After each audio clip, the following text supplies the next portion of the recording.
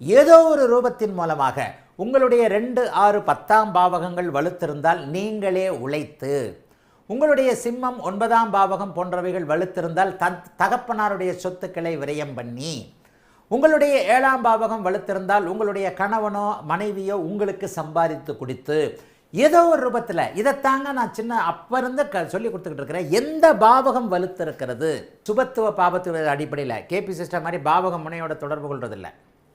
இந்த இடத்துல 12ஆம் பாவகம் அதீத பாபத்துவத்தை அடைந்து விட்டது. எப்படி? 12ஆம் பாவகாதிபதி அமாவாசை சந்திரனாக கிரகண தோஷ சந்திரனாக அமைந்து விட்டார். இந்த இடத்துல சனி தசை சுத்தமாக இவரை தான் 20 வருஷம் ஜெயிலில் போடும். இவர் தான் 20 வருஷம் வேலைக்கு ஆகாமல் போவார். இந்த இடத்துல சூரியனுடைய அமைப்பை பொறுத்து, லக்னத்திற்கு கிடைத்திருக்கக்கூடிய வேறு பாபத்துவ அமைப்புகளை பொறுத்து ஜாதகர் அக்யூஸ்டாக இருப்பார். சனி தசை 21 வயசில் வருது.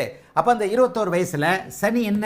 செவ்வாயின் பார்வை, அமாவாசை சந்திரனுடைய இருப்பு, 6ஆம் இடத்தோடு தொடர்பு, 6-12 என்பது சிறைச்சாலை போன்ற அமைப்பு, குற்றங்கள் போன்ற அமைப்பு, வெளிநாட்டிற்கு போக முடியாத அமைப்பு, மருத்துவமனையில் நிரந்தர நோயாளியாக இருக்கக்கூடிய அமைப்பு. ஒரு குருவின் பார்வை லக்னத்திற்கு இருந்தால் அவர் திருடன் என்பது மாறும்.